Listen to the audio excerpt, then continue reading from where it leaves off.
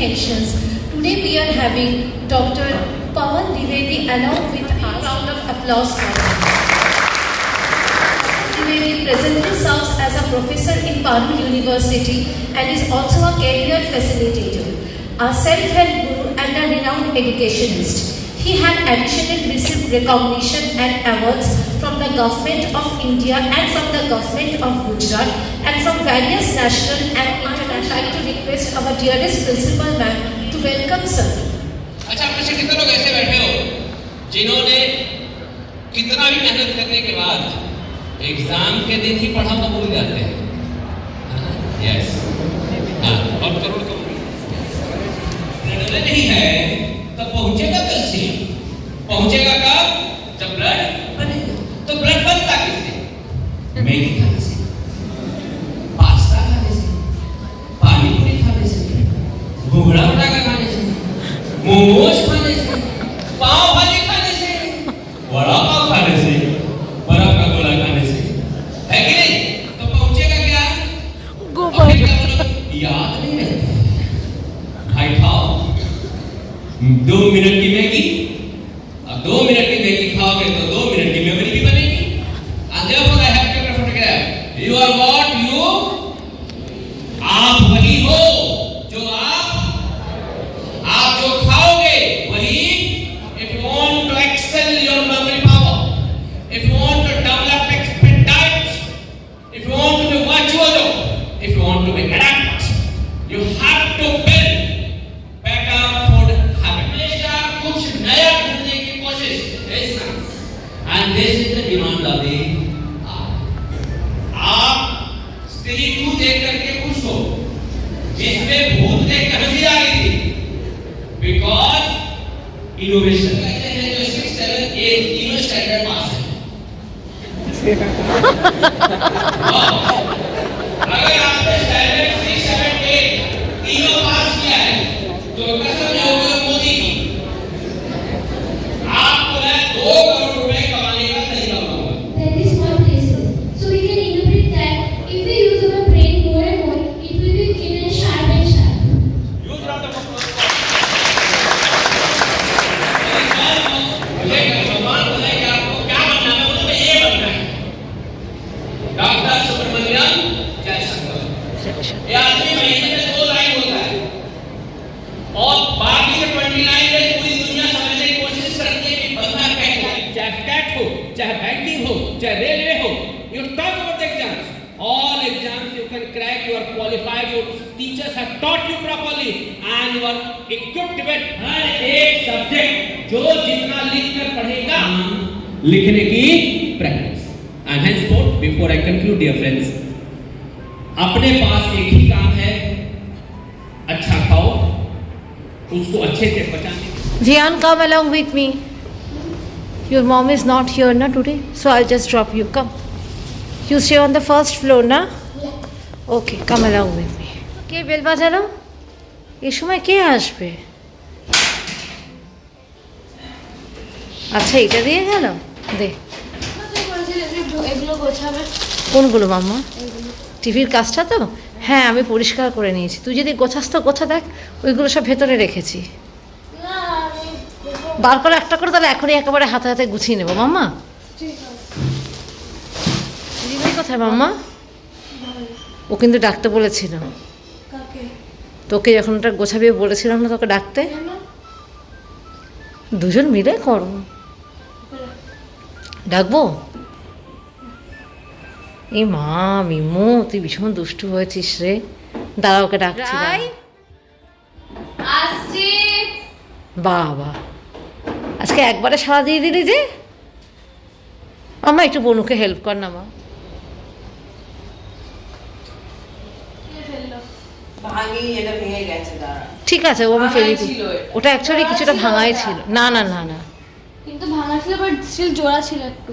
ভাঙা ছিল পুরো। ঠিক আছে। স্টিল জোড়া ছিল একটু, মানে স্ট্যান্ড করা যাচ্ছে না, বেশি টাকাতে কত ছিঁড়ে গেছে। না, আমি কিছু করে জিএসটি করে দিস। এটা কবে কিনেছো?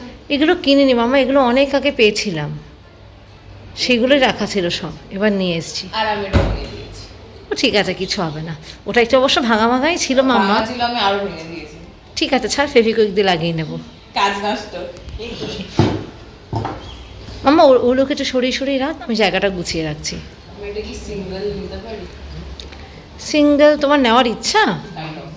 তাহলে নিতে পারো। তোদেরকে ডাকলাম এখানে কাজটা গোছাতে, তোরা সব কাজ বাড়িয়ে দিয়ে চলে গেলি। যা সর, এখন আমি কাজটা গোছাই, সর। এই ওই একটা নিয়ে ভাগ যা, একটা নিয়ে কাট যা। দেখ মামা, এটা ভেঙে গেছে, দেখতে কিন্তু খারাপ লাগছে না বল? হ্যাঁ, সুন্দর লাগছে, বরঞ্চ মনে হচ্ছে একটা ব্রাঞ্চের ওপরে বসে রয়েছে, তাই না? আচ্ছা ভাইদি, তোমার আজকে প্রোগ্রাম ছিল না? হ্যাঁ, ওই একটু অ্যাঙ্কারিং ছিল আর কি। কেমন লাগলো? হ্যাঁ, ঠিকঠাকই আছে। এই শোনো না, তোমায় আমি ওই স্ক্রিপ্টটা লিখে দিয়েছিলাম, ওইটা এখনো ইউজ? সবাই খুব ভালো বলেছে, ওটা দারুণ, সবাই বলেছে খুব ভালো ইউজ হয়েছে, ওটা প্রত্যেকে বলেছে খুব ভালো হয়েছে। থ্যাংক ইউ মাম্মা। হ্যাঁ বলেছি তো, যে আমি সবাইকে বলেছি। ওটার ইউজটা কবে হবে? এই তো এখন তো স্কুলে তো সব স্টার্ট হয়েছে আবার রিহার্সাল, ওর মধ্যেই ওটা ইউজ হচ্ছে। একটা ওই মনে হচ্ছে শান্তিনিকেতনে একটা পেন্টিং, ছোট্ট পেন্টিং কিনেছিলাম। তুই ফেলে এসছিস না ওইটা? হ্যাঁ, তাহলে এবার মনে করে নিয়ে আসবো। হ্যাঁ, আমি যদি নাও আনতে পারি, আমি তো আগে চলে আসবো, ড্যাডি নিয়ে আসবো মনে করে। না, ড্যাডিকে অত বলার দরকার নেই, তাহলে আমি নিয়ে আসবো। তুমি নিয়ে ঠিক আছে, রেখে দিচ্ছি এখন। নিবি না? পরে নেব। তাহলে আমি আগে জায়গাটা ডেকোরেট করে নিই, দাঁড়া। কয়েকদিন ধরে নাইরিথি বলে আসছে ওরা নাকি টিভির সামনেটা সুন্দর করে দুজন মিলে গোছাবে। সেই মতো আমি সব জিনিসপত্র ধুয়ে মুছে বার করে রেখেছি। আর আজ আবার দুজনের টিউশনে পরীক্ষা রয়েছে, সেই জন্য কারোর আর কোনো গা নেই। যাকে আমি বরঞ্চ হাতে হাতে এগুলো একেবারে গুছিয়ে রাখি। অনেক দিন ধরেই ভাবছি টিভির এই জায়গাটা একটু চেঞ্জ করব, একঘেয়ে হয়ে গেছে বড্ড। সেই মতো কতগুলো জিনিসপত্র এবার কলকাতা থেকে নিয়ে এসেছি। দেখি ওইগুলো দিয়ে একটু সুন্দর করে সাজিয়ে রাখি। এসে ব্যাগ খুলে যখন জিনিসপত্র গোছাচ্ছি, দেখি সব থেকে যে সুন্দর শোপিসটা, ওই দুটো পায়রা দেওয়া, সেটাই ভেঙে গেছে। এত মনটা খারাপ হলো, তবে ফেভিকুইক একটু চেষ্টা করলাম, কিন্তু সেটার খুব একটা লাগেনি। কালকে রান্নাঘরটা পরিষ্কার করেছি, সেই মতো কাউন্টারে জিনিসপত্রগুলো এদিক ওদিক রেখে দিয়েছি। এ দেখি এখন সব গুছিয়ে আবার জায়গায় রাখি। কথায় কথায় একটা দিক গোছানো হয়ে গেল। আর এই ছোট্ট মতো কলসিটা, এই কাছে একটা নার্সারি রয়েছে, সেখান থেকে একবার কিনেছিলাম। এত পছন্দ হয়ে গেছে দেখে, তবে ব্যবহার করার পরে দেখছি দু একটা জায়গা থেকে ওই কলকা যেগুলো করা রয়েছে, ওইগুলো রং উঠে যাচ্ছে। সবই তো গোছালাম, তাও যেন কেমন খালি খালি লাগছে। দেখি একটু সবুজের ছোঁয়া দিয়ে দিই, তাহলে দেখতে হয়তো সুন্দর লাগবে।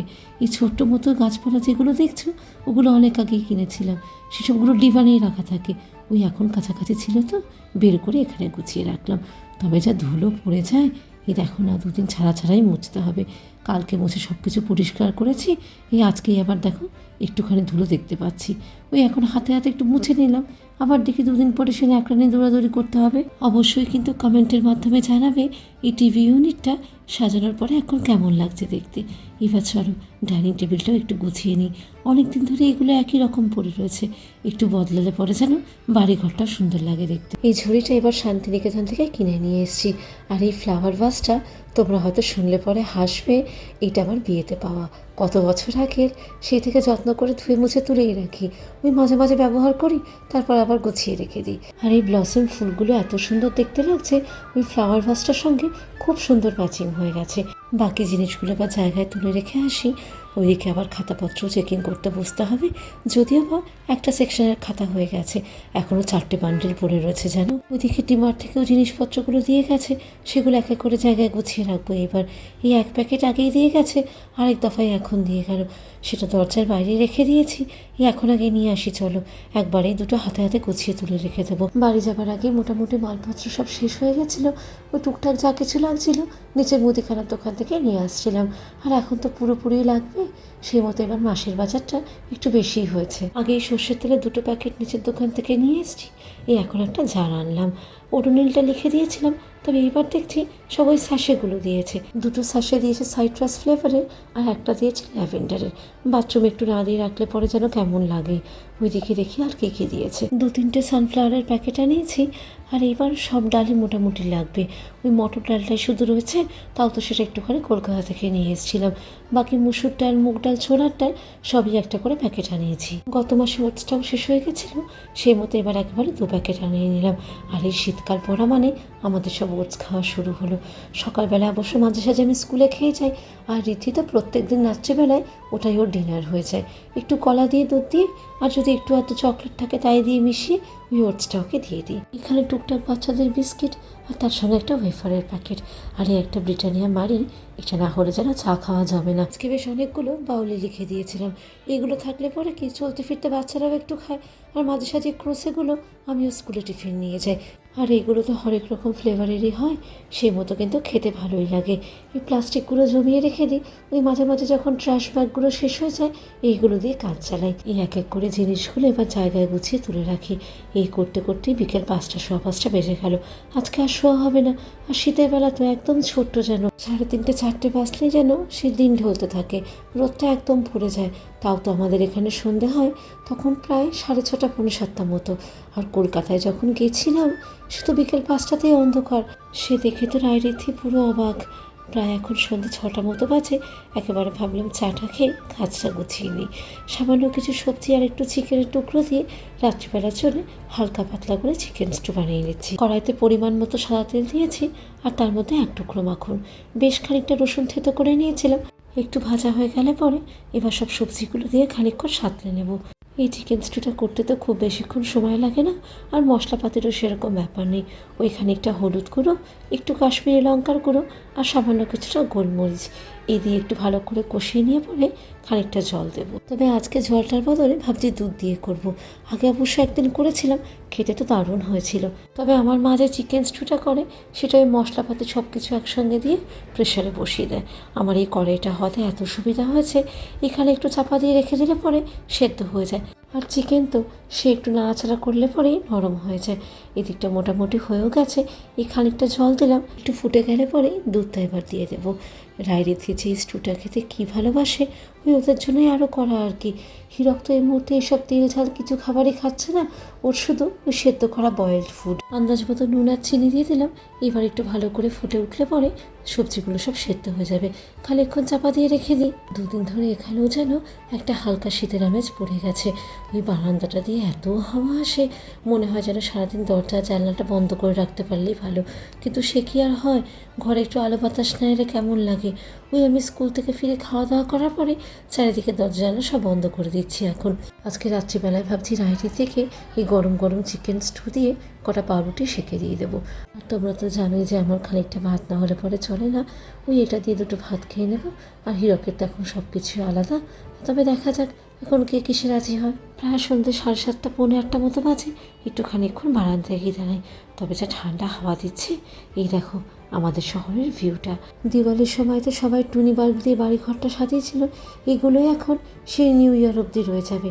কয়েকজন মিলে কি সুন্দর আগুন পোয়াচ্ছে। সত্যি কথাই তো, শীতের রাতে এইটুকুও যেন অনেকটা কমফর্ট এনে দেয়। আর আজকের ভিডিওটাও এই অবধি। সবাই ভালো থেকো, সাবধানে থেকো, সুস্থ থেকো। টাটা।